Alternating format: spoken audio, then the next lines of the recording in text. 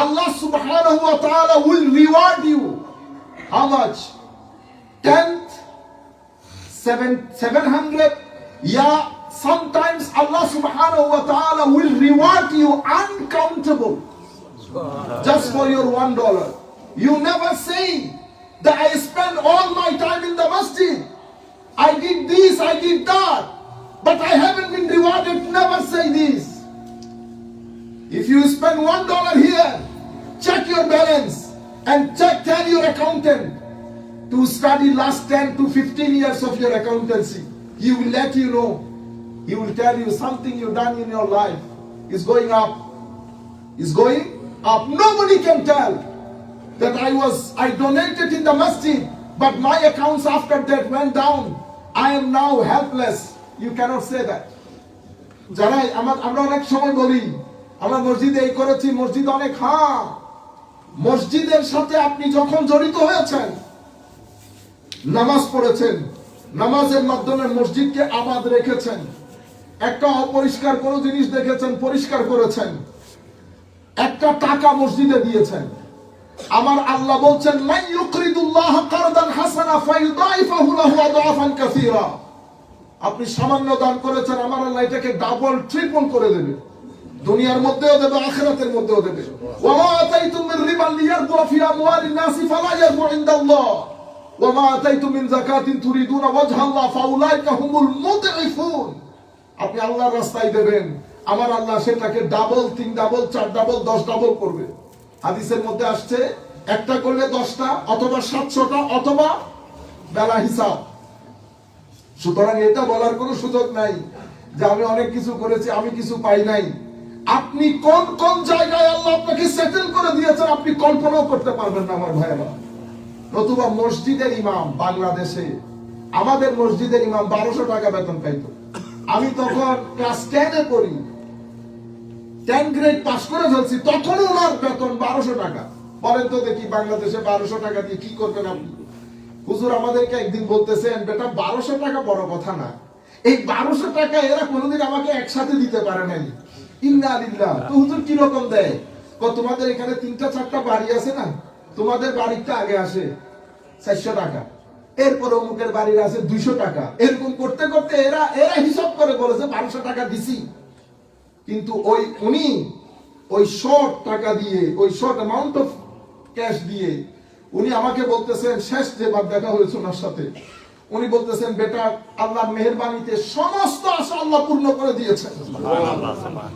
আমার প্রায় 7-8টা সন্তান, সব ছেলেকে আমি বিয়ে করিয়েছি। উনি বলতেছেন আমি করিয়েছি, শুধু একটা ছেলেকে বিয়ে করাইতে পারি, সবাইকে ঘর করে দিয়েছি এবং জায়গা কিনেছি। বাংলাদেশে আমরা গন্ডা বলি 864 স্কয়ার ফিট, প্রায় 20 থেকে 40 গন্ডার মতো জায়গা কিনেছি 1200 টাকার বেতনে। আমি নিজের সাথে কম্পেয়ার করে, আমি 2007 থেকে ইংল্যান্ডে, উনি যা কিছু করেছেন তার 100 ভাগের 1 ভাগও আমি করতে পারি না। তাহলে 50 বছর মসজিদের ইমামতি, উনি আল্লাহর দরবারে বলতে পারবেন না বেতন কম ছিল। আমার আল্লাহ কোন কোন জায়গা দিয়ে বরকত দিয়ে কোটি টাকা করে দিয়েছেন, উনি তো সেটা বুঝতেছেন, সেজন্য বলতেছেন আলহামদুলিল্লাহ, আলহামদুলিল্লাহ। আমার ভাইয়েরা, তাইলে what is our responsibility towards the masjid? This is my final message to you. 4 things is really, really important. Building of the masjid, the maintenance, because masjid in this country is not supported, even in our country, not supported by the government.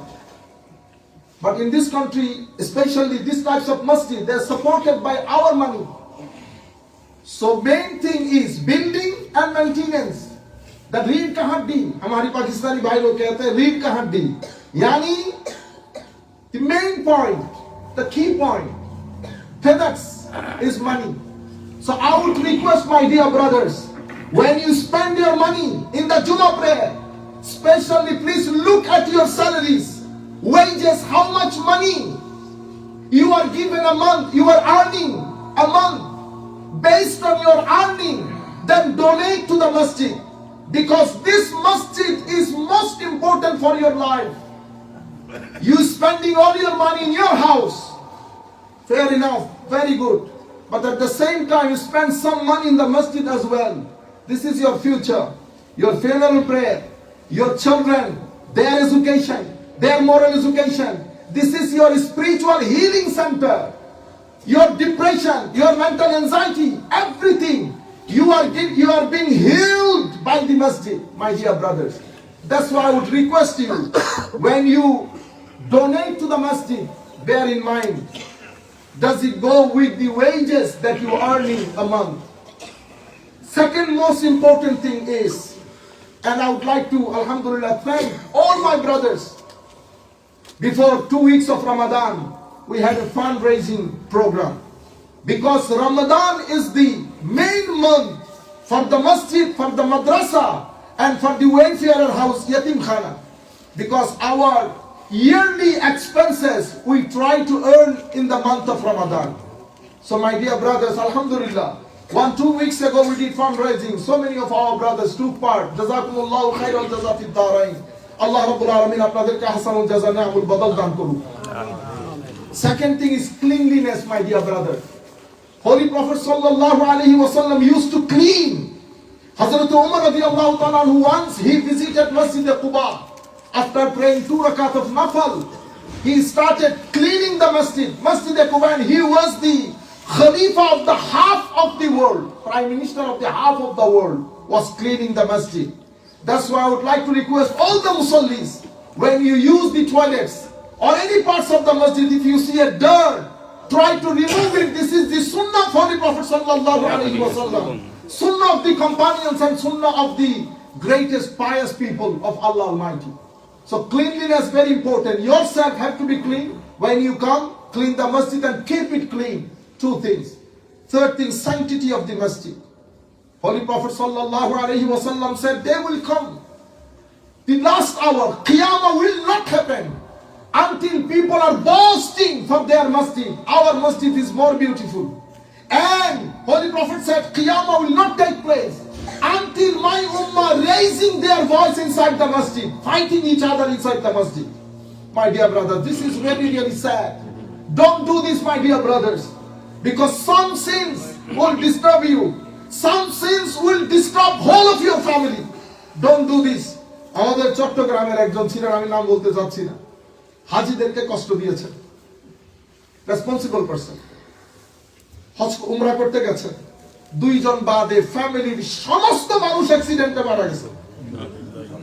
সুতরাং বড় সাবধান, বড় সাবধান। ইট্টি মারলে পাটকেলটি খাইতে হয়, ইট্টি মারলে পাটকেলটি খাইতে হয়। আল্লাহ রাব্বুল আলামিন আমাদেরকে রক্ষা করুন। Sanctity of the masjid. Do not do idle talk here. তারাবির নামাজে মাঝে মধ্যে আমার অবাক লাগে। আপনাদের সামনে আমরা গুনাহগার হলেও, ছোটখাটো হলেও আমি দাঁড়াই তো আছি। মসজিদে কি প্রয়োজন না, লাইট দিব কি দেব না, ফ্যান দিব কি দিব না, আপনারা যদি একসাথে বলা শুরু করেন, you are disturbing the sanctity of the masjid. আপনারা বুঝতে পেরেছেন? আমরা এখানে বাচ্চা পড়াই, বাচ্চা পড়াতে গেলে অনেক ঝামেলা হয় না? আমি আপনাদেরকে বলেছি, আমার মেয়ে স্কুলের মধ্যে পুরো চোখের মধ্যে স্ক্র্যাচ হয়ে গেছে। আমাকে ফোন দিয়েছে, আমি বিসমিল্লাহ করে নিয়ে আসতে হয়েছে হসপিটালে, দৌড়াদৌড়ি 3-4 দিন। আমি ওখানে চিল্লাইতে পারছি। 3 দিন ধরে এক প্যারেন্টস আমাকে বলতেছে, ওখানে আমার মেয়েকে 2টা ছেলে ডিস্টার্ব করতেছে ইয়ার 3 এর মধ্যে। আমি টিচারকে বলি কোনো কিছু করে না, চিল্লাইতে পারে। আমি এটা জেনারেলি আপনাদেরকে বলতেছি, যেটা আমরা ফেস করি। কিন্তু এখানে ধরেন 30-50 জন, 60 জন, 100 জন বাচ্চা পড়ে। হঠাৎ বাচ্চারা তো, বাচ্চাদের কাজ কি ইমামতি করা? একজন আমাকে বলতেছে, হুজুর বাচ্চা এসে এখানে কথা বলে, তাহলে উনি তো আসতে কথা বলতে হবে, এটা ইমামতি করতে আসে নাই তো বাচ্চার কাছ তো কথা বলে, আপনি কেন ডিস্টার্ব হচ্ছেন? হ্যাঁ বলবেন, আদব শিক্ষা দিবেন, বেটা কথা বলে না সুন্দর করে। তো 100 জন বাচ্চা পড়লে একজন ডিস্টার্ব হয়। আপনারা বুঝতে পেরেছেন? স্যাংটিটি অফ দ্য মসজিদ, যেভাবে স্কুলে ডিল করেন সেভাবে মসজিদকে ডিল করবেন। আপনি মসজিদকে আপনার এগেইনস্টে দাঁড় করায়েন না, এফোর্ড করতে পারবেন না। Let me repeat this sentence again, don't put the মসজিদ against you. You might dislike me, no problem, but don't put the মসজিদ against you. You can not afford it, you will not be able to afford it. My dear brother, এই মসজিদের কারণে কত মানুষের ঘরে শান্তি আছে আপনারা জানেন? এই মসজিদের কারণে কত মানুষ কতভাবে শান্তিতে আছে। আপনি দেখেন না, ঘরের মধ্যে 100 রাকাত নামাজ পড়েন, ওই মজা লাগে না। মসজিদের ভিতরে ঢুকে যখন 2 রাকাত নামাজ পড়েন, আলাদা একটা স্বাদ না। তাহলে sanctity of the masjid, building, maintenance, cleanliness and sanctity of the masjid. আল্লাহ রাব্বুল আলামিন, এখানে অনেক কথা বলার ছিল, আমি শুরুই করি নাই, অসংখ্য হাদিস শরীফ ছিল বলার, but time is up. জাযাকুমুল্লাহ chiral জাযা for listening to me.